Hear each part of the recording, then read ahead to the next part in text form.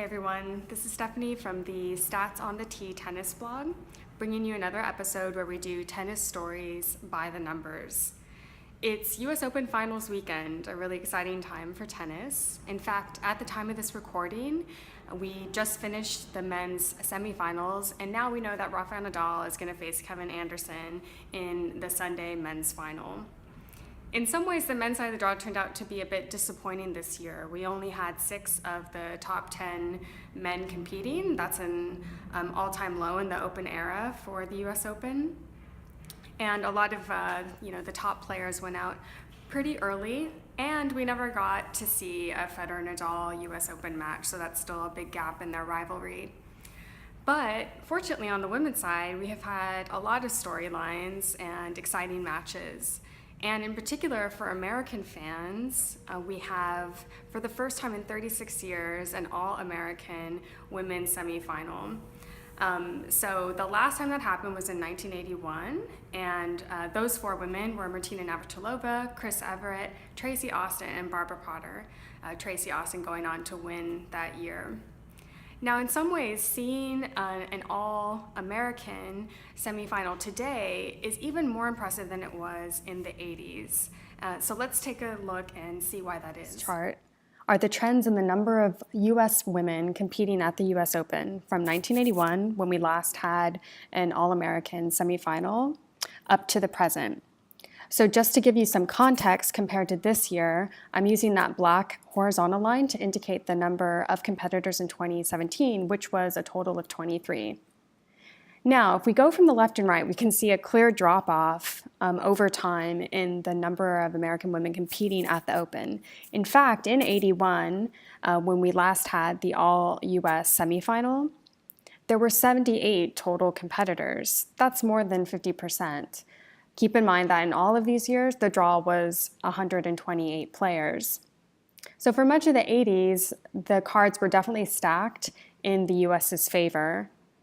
That makes this year's result of all Americans reaching the 6th round especially impressive, since for most of the millennium, we've usually had under 20 players competing in the open draw from the United States.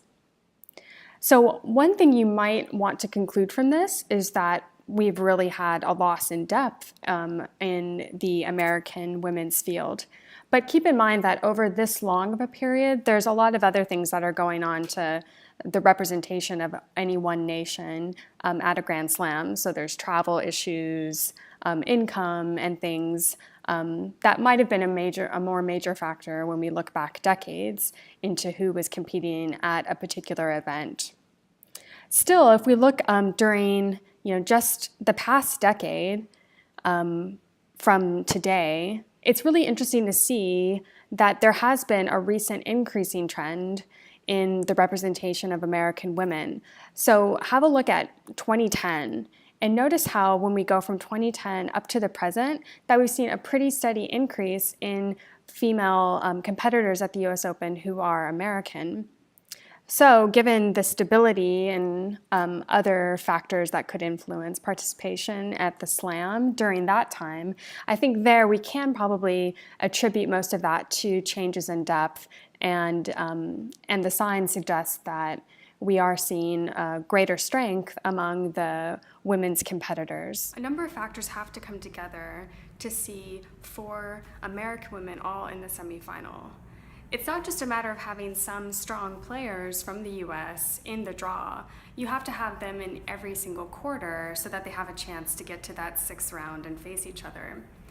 So given that, and the fact that we've seen overall declines over time in the representation of US women at the US Open, it makes you wonder, what are the odds that we got to this point that we're seeing, that we were able to see all 4 US women at that semifinal stage? So it seems like a challenging question, but actually it is something that we can get at, and the best way in doing that is with a simulation.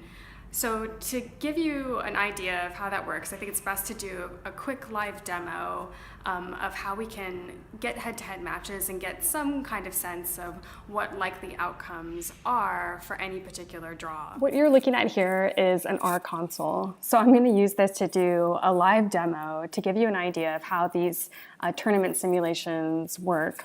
Let's take a really simple case and just think about the actual semifinalists for the women's US Open this year. So what you see here are the player names, their matchup. So all the players with the same match number were ones that were going head-to-head. And then we have the ELO ratings, and these are the ones that the women went into the US Open event with. So obviously their ratings would change as they progress through the event. For simplicity, we're just going to use their ratings at the start. So the two ELO ratings for a particular matchup, let's say Van de Wey against Keys, would be how we would determine the likely outcome for that. So basically knowing the difference between two players' ELO ratings would be the way that we would get a prediction of what was likely to happen when those players went up against each other. So in this case, Keys would have the advantage because she has a higher ELO rating by about 43 points. So it's not a huge advantage. Actually, you need to get to 100 points in order to have about a 65% chance of winning a match. So not a massive advantage, but she would be the favored player. Okay, so with these ratings, we would get a prediction for a particular match outcome. We would do that for all of the matches, and then based on who was picked to win, that would determine who were matched to play in the subsequent round. And then we would do the same procedure to determine the outcome of that match, and so on. So I've put together a little function to actually show what a simulation from the semifinal to the final would look like. So let's run this, and this is going to do a single simulation. So you can see in the top here, that's telling us what happened in the semifinal in this particular single simulation. So we had Van de Wey ended up being selected to win based on a 44% chance against Keys, and Williams having the stronger probability, the stronger advantage of any of the players, was picked to win against Stevens. So actually neither of those outcomes were what really happened this year, but this is what the probabilities are all about. There's always some chance of any possible event, and this is what this particular one would be. So then Coco and Venus go on to play the final, and we pick Venus as the finalist. Okay, so that gives us these results at the very end. We do this again, and potentially we'll see another outcome. So in this case, at the end, we see Keys being the winner after a matchup against Stevens. So that could be your pick, let's say, for what's actually going to happen this time around come Saturday. Okay, so we repeat this many, many times, and we can count up all of the events of interest. For example, how often does Keys get to the final to determine her probability of being a finalist, or any event of interest. So this is going to be the basis for our approach to looking at a number of questions around the All-American semifinal. Using this prediction method based on the ELO ratings of players going into the US Open, we can look at a number of interesting questions. Not only how likely it was that we had 4 US women in the semifinals, we can also see which 4 of those Americans were the most likely to get to that stage. We can even ask those same questions on the men's side and say, what was the chance that we might have seen an All-American semifinal among the men?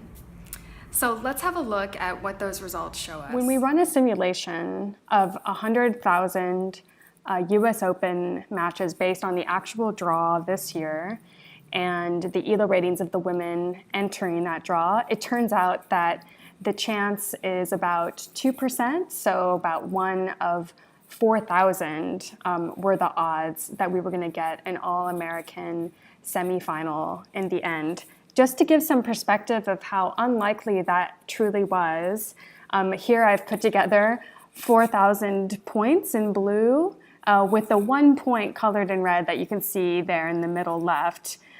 So that's basically what we got by getting to the all-US women's semifinal.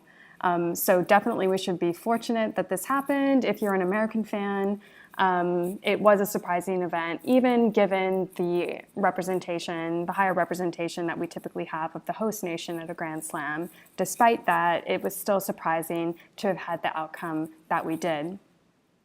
We can also have a look at how likely was it that we saw the particular American players that we did in the semifinal. So of all of the outcomes in which we do observe an all-US semifinal on the women's side, a little more than half of them turned out to actually be the semifinalists we got. So it does turn out that we probably ended up with some of the stronger, most favored American players in that sixth round.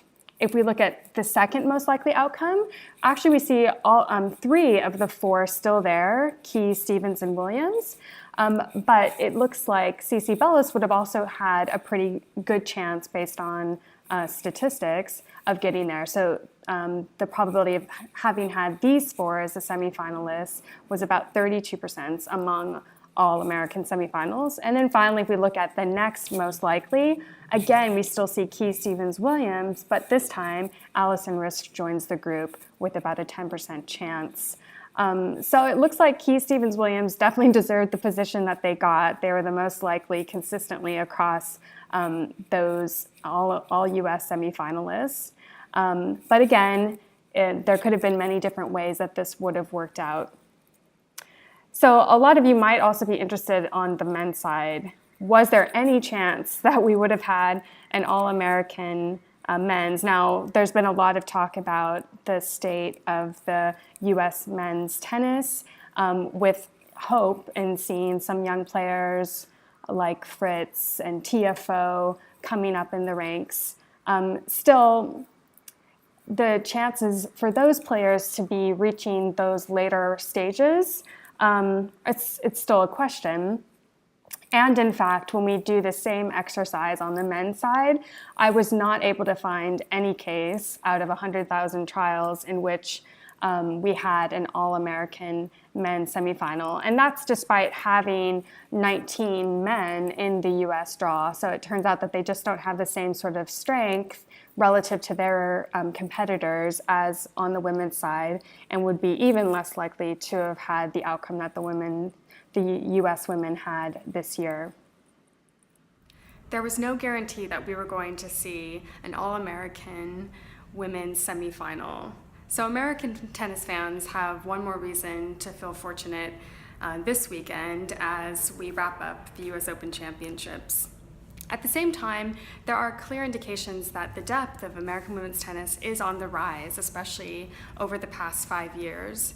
And there's probably no better indication of that than the fact that we're going to have 22-year-old Madison Keys going up against 24-year-old Sloane Stephens in Saturday's women's final.